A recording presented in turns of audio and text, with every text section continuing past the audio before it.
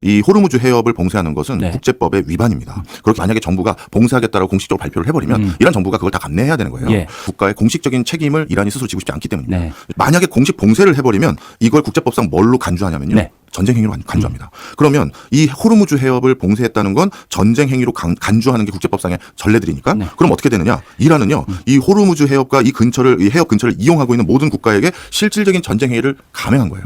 자위권을 행사할 수가 있게 되는 거거든요. 예. 그러면 결국 중동에서 모든 국가와 척을 지는 행위가 되기 때문에 어느 나라가 되냐면 사우디, 아랍에미리트, 네. 쿠웨이트, 카타르, 이라크 등등 오만도 있고요. 그래서 어제도 네. 이란의 외무장관인 아라크치가 해협 폐쇄 의사가 없습니다라고 다시 한번 확인을 해줬습니다. 예. 그러면 이 얘기는 미국 입장에선 이제 굉장히 미국도 골치가 아픈 거예요. 이런 상황에서 그럼 미국이 먼저 이란의 항만 시설과 군함이나 이런 것들을 타격을 입힌다고 하면 네. 미국이 먼저 선제 공격을 한 꼴이 돼버릴 수도 있거든요. 그 나라는 아무 전쟁에 준하는 조치를 안 했음에도 불구하고 예. 그래서 미국 입장에서도 나중에 큰 책임을 지게 만드는 그런 요소가 되기 때문에 지대 전략이라는 걸 조금 더 설명을 해주시면 좋을 것 같아요. 말 그대로 봉쇄된 거야, 봉쇄되지 않은 거야, 전쟁 지역인 거야, 전쟁 지역이 아닌 거야. 이렇게 만들어서 미국의 판단을 왜 그렇게 판단하셨어요? 저는 아닌데 나중에 이란이 이렇게 주장할 수 있게끔 네. 만드는 요인이라고 본 겁니다. 호르무즈 해협이 봉쇄되면 가장 크게 타격을 받는 나라는 어딘가 이 부분부터도 짚어보면 네. 경제적으로 좀 어떤 영향을 장기적으로 가져올지 판단하는 데 쉬울 것 같습니다. 네. 호르무즈 해협이 봉쇄되면 가장 큰 타격을 받는 나라는 아무래도 중국일 것이다라고 말씀을 하셨어요. 네. 예, 그 이유를 좀 자세하게 살펴보면 좋을 것 같습니다. 네. 호르무즈 해협을 통과해서 운송되는 원유와 천연가스의 80% 가까이가 아시아를 향해 갑니다. 예. 그럼 아시아에서 호르무즈 해협을 통해서 에너지를 조달받는 국가들의 순위를 보면요. 네. 가장 압도적으로 많은 석유를 수급받고 있는 나라 1등은 중국이고요. 예. 그다음에 2등이 인도, 그리고 3, 4등이 한국과 바로 일본입니다. 예. 그중에서 특히 중국이 가장 큰 타격을 받을 수밖에 없는 상황입니다. 베네수엘라와 이란을 딱 차단해서 네. 중국이 제때 원유를 수급받지 못하게 한 비중이 얼추 비슷하죠. 네. 그러니 이건 중국 경제가 야 이거 길어지면 우리도 휘청일 수 있다라는 생각을 가질 수밖에 없는 거예요.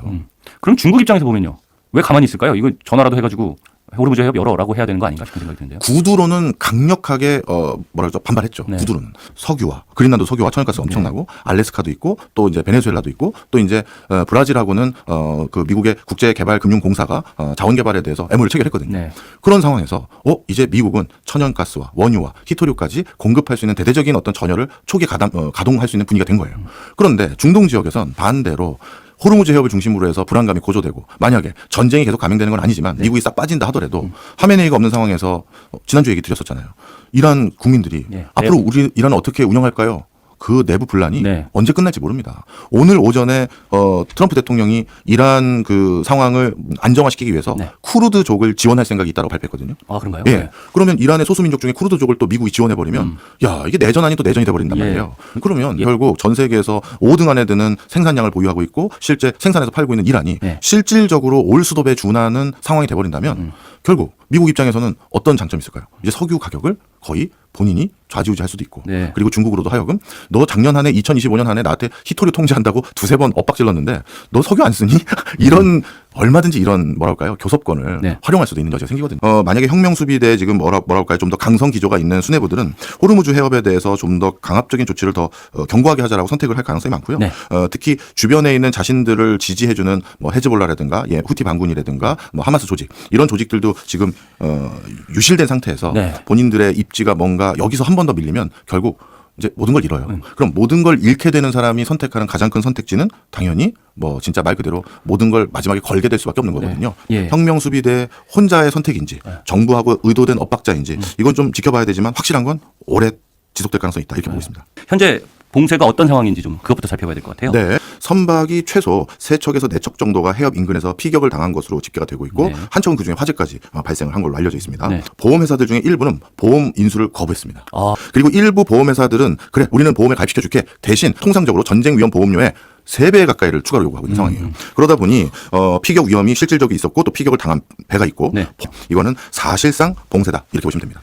강압 조치를 추구한 거죠. 네. 두 분. 이란은 이게 1982년도에 유엔 해양법 협약이 체결됐는데 네. 서명은 했지만 비준은 안 했어요. 우리는 이 법에 적용받지 않습니다라고 주장을 할 수는 있습니다. 우리는 그런 국제법은 전혀 준용 안 하고 그냥 니들 마음대로 할 수 있냐? 네. 네. 그래서 이란이 스스로 선택한 게 예. 우리는 그 전에 네. 유엔 해양법 전인 1958년에 만들어진 제네바 협약에 근거해서 국제법에 준용되는 행위를 하겠다 이렇게 예. 얘기를 했거든요. 스스로. 제네바 협약에서도 뭐라고 명시되어 있냐면 예. 해협에서의 무해 통항은 정지할 수 없다. 그러니까 뭔가 아무 해를 끼치지 않고 지나간다는 사람을 정지시키지 말아라 할 수 없다 이렇게 명시하고 있거든요. 예. 이란이 책임을 피하기가 쉽지가 않아요. 지금 호르무즈 해협을 지나는 물동량이 전 세계 원유 물동량의 몇 % 정도 되죠? 네. 네, 20에서 27% 정도 왔다 갔다 합니다. 네. 천연가스도 한 그 정도 되고요. 예. 오만과의 영해 문제입니다. 네.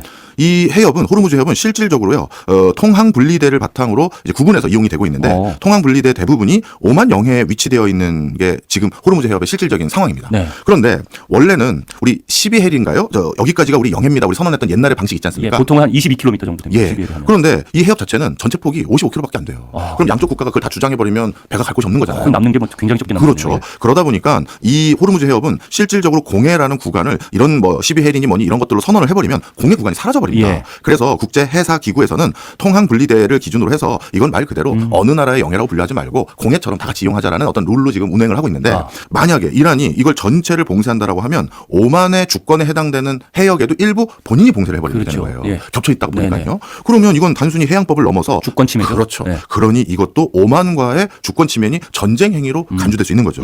이란 정부는 지금까지 공식적으로 봉쇄를 선언한 적이 없고요. 예. 외교 장관, 이란의 외무부 장관도 우리는 봉쇄하지 않는다라고 얘기를 했습니다. 예. 그런데 혁명 수비대에선 단 한 척의 배도 통과시키지 않겠다라고 해서 구분된 메시지를 하고 있는 상황이에요. 좀 설명을 드리면 네. 공식적인 봉쇄를 못하는 이유와 또 예. 사실상의 봉쇄를 선택한 이유 중에 하나가 또 미국과의 대응과 중국에 대한 배려 이런 게 섞여 있는데요. 네. 만약에 공식적인 그 봉쇄 선언을 하면 미 해군 5함대가 완전 교전권을 발동시킬 수 있습니다. 앞서 말씀드린 것처럼 이건 전쟁 행위로 간주한다고 예. 했으니까요. 그러면 5함대가 그 호르무즈 해협에서 이란이 설치해 놓은 뭐 여러 가지 시설물들 그리고 이란의 항만 이런 것들을 공격할 수 있는 명분이 생겨버려요. 네. 그러니 이거는 공식적으로 봉쇄를 선택하면 본인들이 더 큰 치명상을 입을 수 있고요. 네. 그다음에 또 하나는 중국입니다. 중국은 이란으로부터 막대한 석유를 호르무즈 해협을 통해서 받아오고 있는데 이거를 무조건 봉쇄한다라고 하면 중국에게도 그럼 우린 뭔데 예. 이런 소리 들을 수가 있거든요. 그래서 이 두 가지 것들을 고려해서 일단 공식적인 봉쇄는 얘기를 안 하고요. 네. 그럼 사실상의 봉쇄를 얘기해서 얻는 선택지는 뭐냐? 미국에게 빨리 수습해라. 네. 국제사회로 하여금. 이거 실제 우리 전 세계 경제가 불안불안해지고 유가가 뛰고 주식이 떨어지고 이러니 호르무즈 해협은 이란만 사용하는 게 아니라 또 중동 국가들도 사용하는 것이기 그렇죠. 때문에 이런 분석도 있더라고요. 중동의 다른 국가들, 뭐 사우디아라비아라든지 뭐 쿠웨이트라든지 오만이라든지 이런 나라들이 미국을 설득하도록 해서 공격을 멈추라라고 설득하도록 해서 이란 편을 들게끔 만들려는 목적도 있다라는 뭐 얘기도 나오더라고요. 이 분석에 대해서 혹시 어떻게 생각하실까요? 뭐 그럴 수도 있는 여지가 충분히 있습니다. 어떻게 보면 중동 전역을 불안전하게 만들어서 일부러. 그렇죠. 일부러 지금 다른 중동 국가들에게도 공격을 하고 있잖아요. 네. 혁명수비대가요. 네. 그래서 그러다 미군 기지를 타격했죠. 그렇죠. 그리고 또 본의 아닌 건지 의도한 건지 모르겠습니다만 그 과정에서 민간인들이 살고 있는 네. 호텔이나 거주지가 일부 손상받은 것도 사실이고요. 네. 자, 그래서 이런 것들로 중동 전체의 불안전성을 높여서 그 불안전성으로 인해서 미국을 압박하게 만드는 그런 전략 전술도 호르무즈 봉쇄와 함께 충분히 같이 추구할 수 있는 전략이라고 봅니다. 뭐 가장 큰 수뇌부인 하메네이가 네. 이렇게 폭사당하고 난 뒤에는 아마 본인들도 전례가 없는 고강도의 어떤 조치들을 취할 수밖에 없기 때문에 네. 그 중에 하나가 호르무즈 해협 봉쇄일 가능성이 있다고 판단했습니다.